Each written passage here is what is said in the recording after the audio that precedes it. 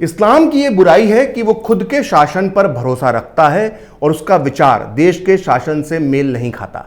मुसलमानों की वफादारी उस देश के लिए नहीं होती जिसमें वो रहते हैं, बल्कि उनकी वफादारी अपने धर्म के लिए होती है जिसका कि वो पालन करते हैं।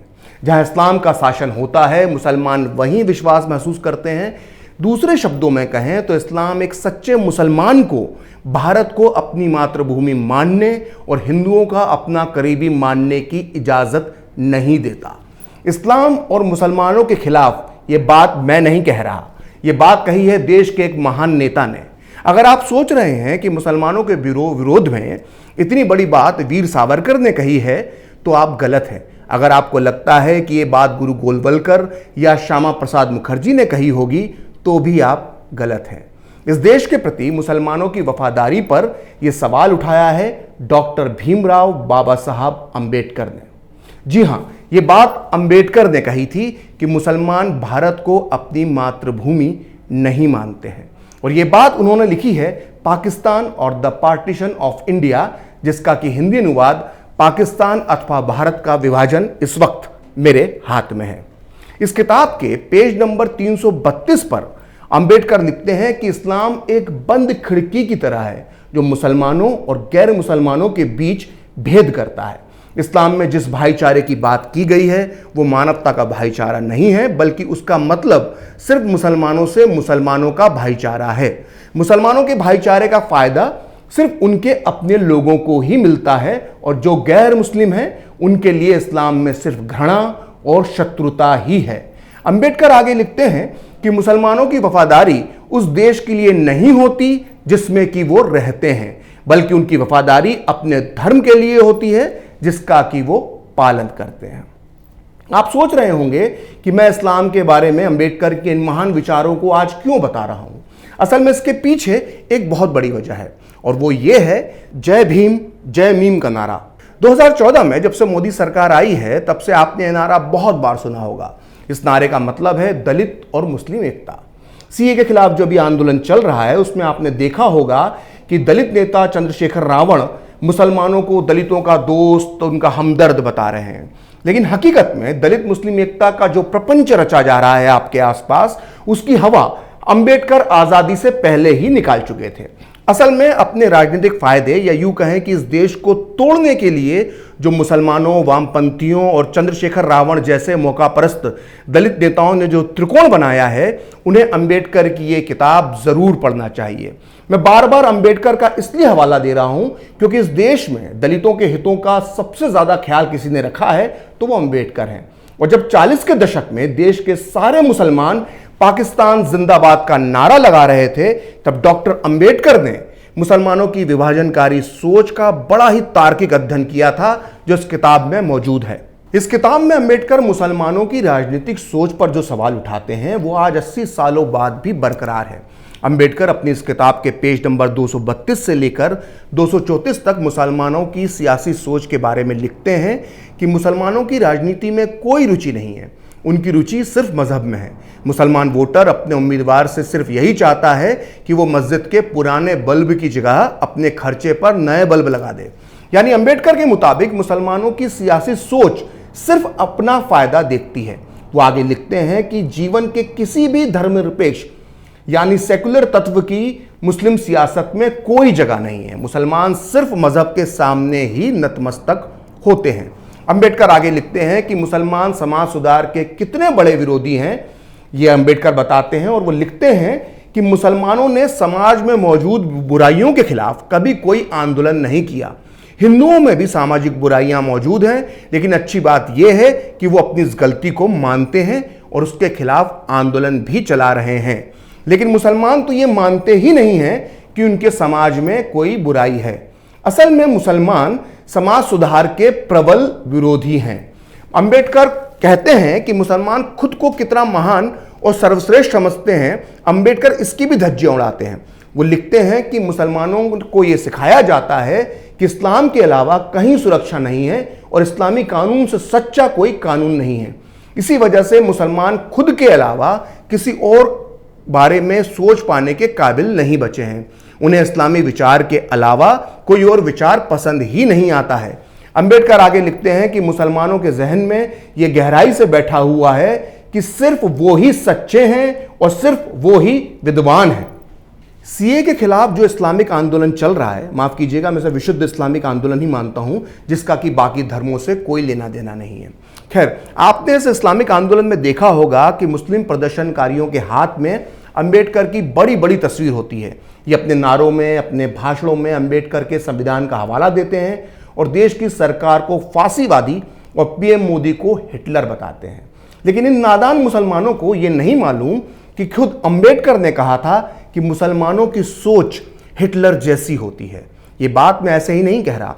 असल में 1939 में मुसलमानों ने यह मांग रखी कि देश के हर संसाधन में मुसलमानों को आधा यानी 50% आरक्षण दिया जाए, यानी कि सरकारी नौकरियों से लेकर चुनावों तक में मुसलमानों को 50% हिस्सा मिलना चाहिए। जबकि उस समय अखंड भारत में मुसलमानों की जनसंख्या सिर्फ 24% थी। सोचिए, 24% मुसलमान 50% आरक्षण की मांग कर रहे थे। अंबेडकर ने मुसलमानों की इस लालची मांग की तुलना हिटलर से करते हुए अपनी किताब पाकिस्तान और द पार्टीशन ऑफ इंडिया के पेज नंबर 264 पर लिखा है कि 50% सदस्यता की इस नई मांग से मुसलमानों ने न केवल हिंदुओं के बहुमत को कम करने की कोशिश की है, बल्कि दूसरे अल्पसंख्यक समुदाय यानी सिखों और ईसाइयों के राजनीतिक अधिकार में भी वो कटौती चाह रहे हैं। अंबेडकर अब जो आगे लिखते हैं उसे बहुत ध्यान से सुनिएगा। वो लिखते हैं कि मुसलमान अब हिटलर की भाषा का प्रयोग कर रहे हैं, जैसे जर्मनी में हिटलर ने किया था, और यही उम्मीद मुसलमान भारत में कर रहे हैं। मुसलमानों की 50% की मांग हिटलर की ड्यूशलैंड उबर एलिस और लेम्बेसोरम के मांग के समान है। आइए अब मैं आपको बताता हूं कि हिटलर के ड्यूशलैंड उबर एलिस का मतलब क्या था। ये नाजी जर्मनी का एक राष्ट्रगीत के बोल हैं, जिसका मतलब था जर्मन्स दुनिया में सबसे ऊपर हैं। यानी जब अंबेडकर मुसलमानों की सोच की तुलना हिटलर से कर रहे हैं तो वो ये कहना चाहते हैं कि जैसे हिटलर जर्मन्स को दुनिया में सर्वश्रेष्ठ मानता था, ठीक उसी तरह से भारत के मुसलमान यहां खुद को सबसे महान मानते हैं। अब सोचिए, अंबेडकर की तस्वीरें लेकर आजादी के नारे लगाने वाले मुसलमानों को यह बात पता चल जाए कि अंबेडकर उनके बारे में क्या सोचते थे, तो बेचारों पर क्या गुजरेगी। खैर, अंबेडकर आगे जो लिखते हैं वो और खतरनाक है। उन्होंने भारतीय मुसलमानों की तुलना सुडेटेन जर्मन से की थी। अब मैं आपको बताता हूं कि ये सुडेटेन जर्मन्स क्या होते हैं। असल में सुडेटेन जर्मन्स चेकोस्लोवाकिया में रहने वाला एक अल्पसंख्यक समुदाय था जो जर्मन मूल का था, जिसने दूसरे विश्व युद्ध से ठीक पहले हिटलर की नाजी सेना की मदद से चेकोस्लोवाकिया में जबरदस्त दंगे करवाए थे और वहां के बहुसंख्यक चेक लोगों की बड़े पैमाने पर हत्याएं की थी।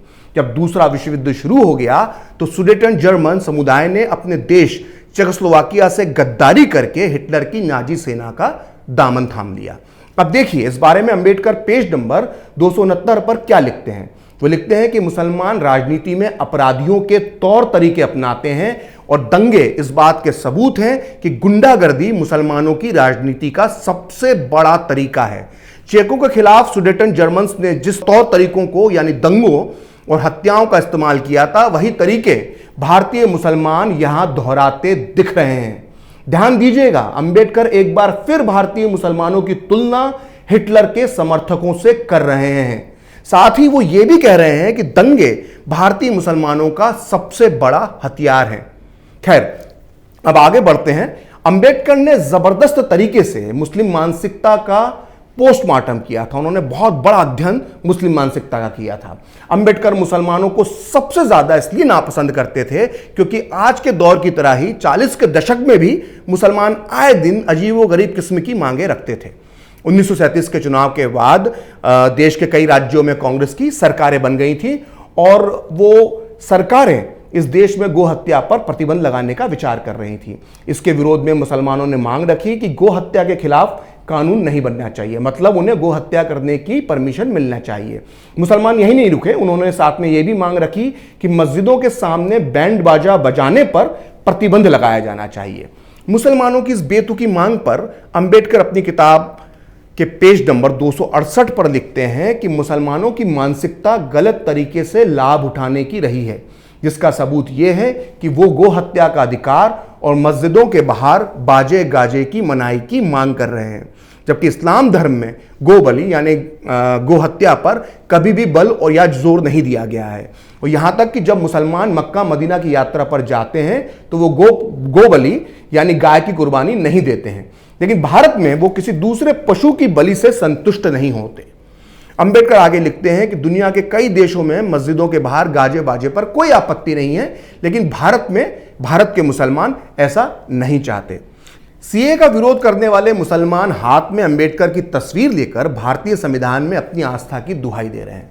लेकिन खुद अंबेडकर मुसलमानों को कितना कानून परस्त मानते थे, इसका जिक्र उन्होंने अपनी इस किताब के पेज नंबर 294 पर किया है। वो लिखते हैं कि इस्लाम यह कहता है कि अगर किसी गैर मुस्लिम देश में मुसलमानों के कानून यानी शरिया और उस देश के कानून के बीच विवाद पैदा हो जाए तो इस्लामिक कानून को ऊपर यानी सही माना जाएगा। इसी तरह मुसलमानों के लिए यही सही माना जाएगा कि वो मुस्लिम कानून का पालन करें और उस देश के कानून को ना माने।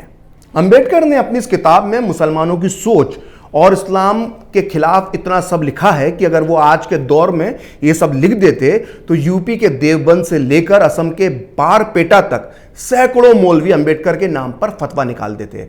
कोई उनके सर पे 5 करोड़ का इनाम रखता तो कोई उनके सर की कीमत 10 करोड़ रुपए लगा देता। ऐसा नहीं है कि अंबेडकर ने सिर्फ इस्लाम के खिलाफ ही लिखा है, उन्होंने हिंदू धर्म की कुरीतियों का भी विरोध किया है। लेकिन जैसा कि मैंने आपको बताया कि इसी किताब में अंबेडकर ने इस बात पर संतोष जताया है कि कम से कम हिंदू अपने धर्म की कुरीतियों को दूर करने का प्रयास तो करते हैं, लेकिन इस्लाम में ऐसा नहीं होता। अंबेडकर ने इस्लाम के बारे में इतना रिसर्च किया था कि उसे एक वीडियो में समेटना आसान नहीं है। इसलिए अपने अगले वीडियो में मैं आपको बताऊंगा कि अंबेडकर भारतीय मुसलमानों की देशभक्ति के बारे में क्या सोचते थे। साथ ही मैं आपको बताऊंगा कि अंबेडकर ने इस्लाम में वो क्या बुराई देखी कि जिसकी वजह से तमाम दबावों के बाद भी उन्होंने इस्लाम ग्रहण नहीं किया।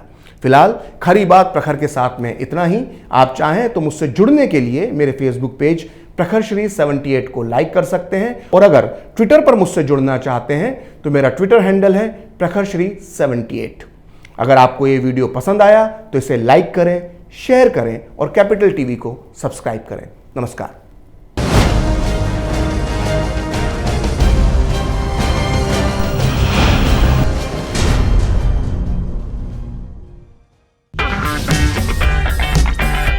अगर आपको हमारा वीडियो पसंद आया हो तो इसे लाइक करें, हमारे चैनल को सब्सक्राइब करें और हाँ, बेल आइकन दबाना ना भूलें ताकि आप तक हमारे वीडियो की नोटिफिकेशन पहुंचती रहे। आप अपना सुझाव हमें कमेंट बॉक्स में दे सकते हैं। हमारे साथ जुड़ने के लिए शुक्रिया।